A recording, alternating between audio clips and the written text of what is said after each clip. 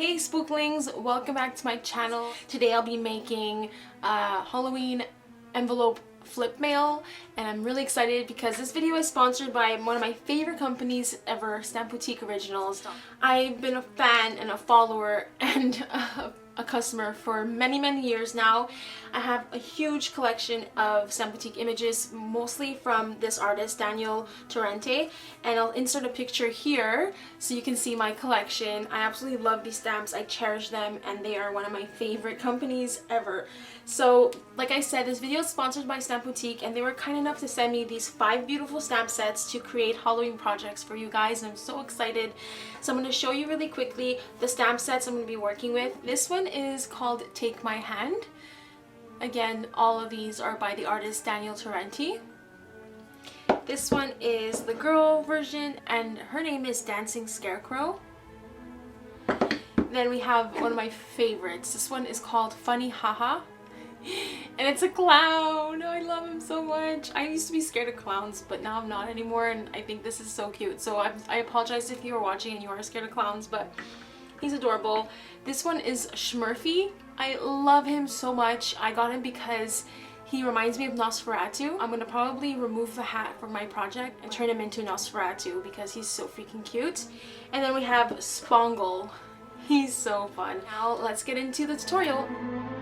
Alright, so I'm using my Memento Tuxedo Black to stamp out these images, and I'm using Copic quality paper, and I'm going to be using my Copic markers to color in some of these images. Now, I'll only show you how I color in one because this whole coloring process took like a whole session, and I colored a bunch of them at the same time.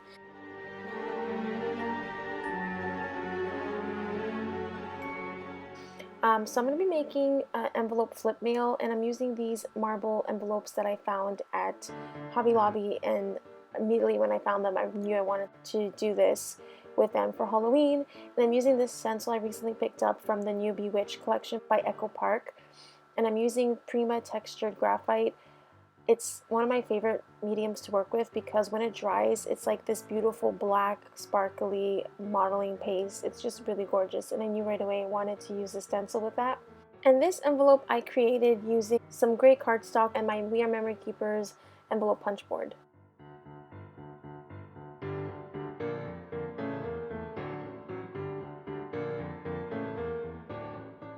So a lot of people have been asking me to do coloring tutorials, and I just tend to include my coloring in tutorial videos, so I left this little bit in here.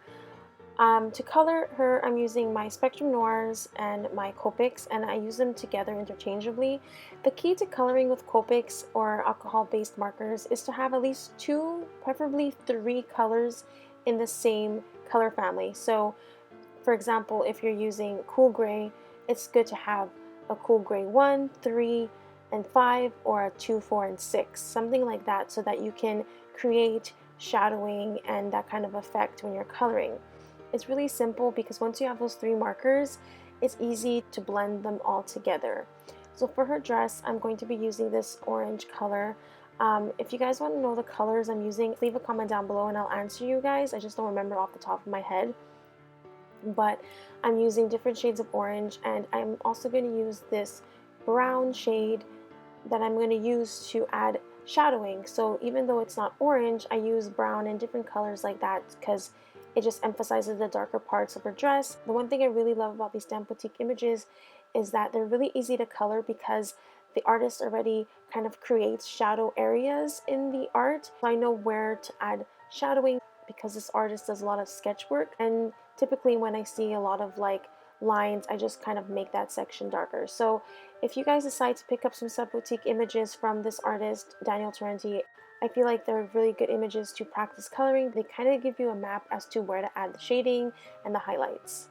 So off camera, I also color some pumpkin heads. This is a stamp set that I already have in my stash, and I use this white gel pen to add highlights. Then I fussy cut out all the images, and I use my Tombow twin marker to edge the images in black. I don't show this on camera, but that's my next process when I finish up a colored image.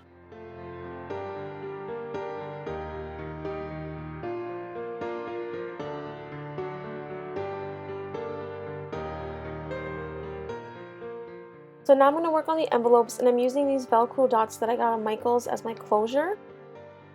And I will be using my crocodile to add eyelets and to punch the holes on the corners of all these envelopes.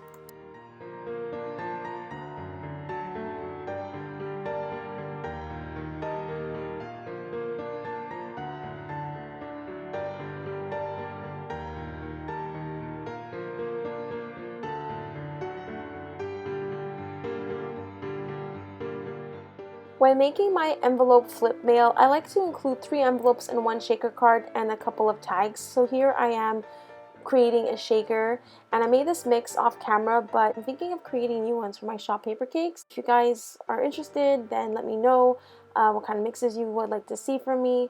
I have some ideas, but I'd like to hear from you guys as well. And I'm using my fuse tool, and I got this tip from my friend Danny to use some cardstock or like cardboard under when I'm fusing, because this is like the ideal way to fuse.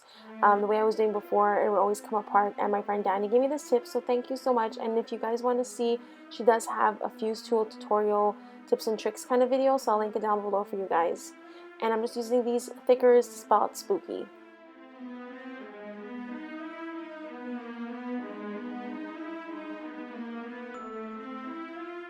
So now we're going to assemble our first envelope, and I'm using this Tim Holtz Spooky Fence die and my Tombow Mono Multi Liquid Glue for pretty much adhering all of my pieces in this project. It's just the best type of glue for paper to paper. Small nozzle really helps when you have to glue intricate pieces like these stamped images.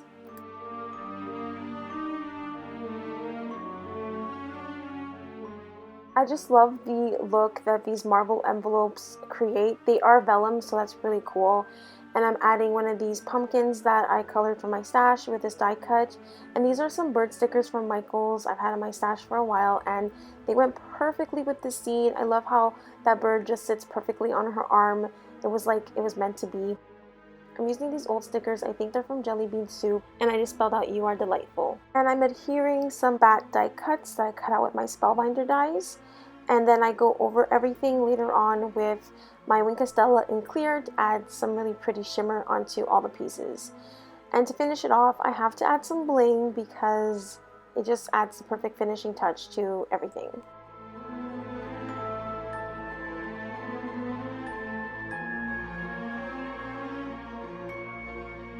For this next envelope, I'm going to be using some scraps from my stash.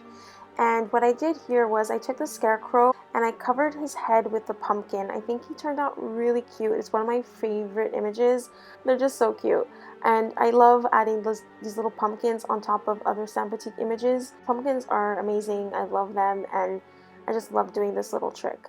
I added some washi tape, and I added my own washi tape that I designed pumpkin faces. I still have some available, so if you guys are interested in picking up my washi tape that I designed, just check out my shop. Everything will be linked down below for you guys. And to finish off this envelope, I'm using some of these Studio Calico orange foil stars.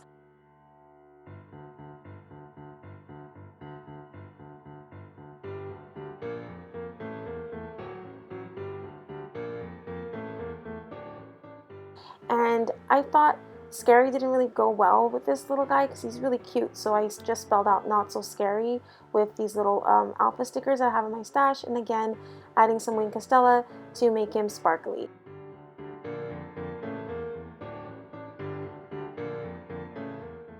So I recently picked up these little back clips, and I'm going to create a decorative element that my pen pal can use. So I just took one of the stamped images that I colored. I really like how this clip turned out. It's so freaking cute. I added one enamel star and then some of these Studio Calico orange foil stars as well.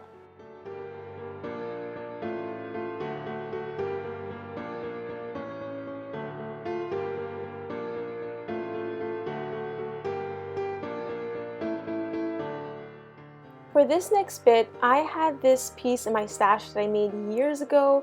I used an embossing folder and then some iridescent medium on top of an ATC, and then I framed it on top of a die cut. And I just thought this would be so cute for this little Nosferatu guy, so I'm just adding some washi tape on both sides and gluing him down, and then this is just a sticker that I had in my stash. And to finish it off, I'm adding some orange rhinestones and some bat rhinestones, and I think this turned out really cute. This is just a decorative element. She can take it out and use it in her projects. For the last envelope, I'm just using some scraps from my stash, and I'm using various different collections, and I'm using the Tombow Adhesive Dots runner because it's my favorite runner for papers and scrapbooking. And I'm gluing down the clown again with a Tombow Mono Multi. And this clown is so freaking cute. I love how he looks all colored up. So I'm just layering some washi and some scraps. And then I'm going to be adding this piece on some foam adhesive because I just wanted to create some dimension off of the background. And then I'm using this sticker from the sticker book that I recently picked up on Michael's from this year's collection. And I'm adding some foam adhesive as well so that it can be leveled with the foam layers that I added under that. And to finish it off, I'm adding some spiderweb washi, and I know I added it to the top, but I moved that down to the bottom cluster.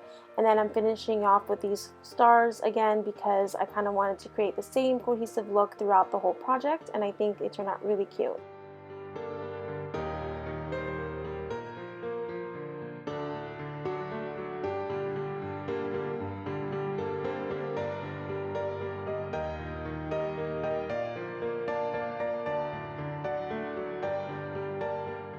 And now it's time to put everything together. I'm using a binder ring, and then to decorate the binder ring, I'm going to be adding some bits from my stash.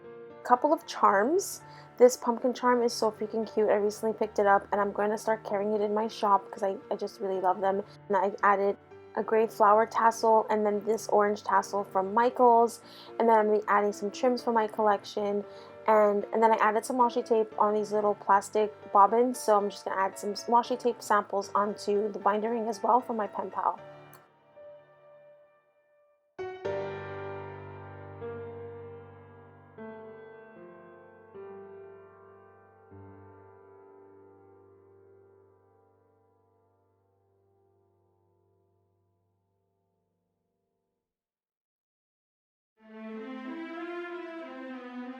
So there you have it. My Halloween envelope flip mail is complete. I hope you guys enjoyed watching this tutorial and that you learned some fun tricks. If you're new to my channel, please subscribe and give this video a thumbs up if you liked it. And don't forget to click the notification bell so you're notified when I have another video of my Halloween series. So thank you so much for being here. If you have any questions or comments, just leave them down below in the comment box, and I will see you in my next video. Bye everyone!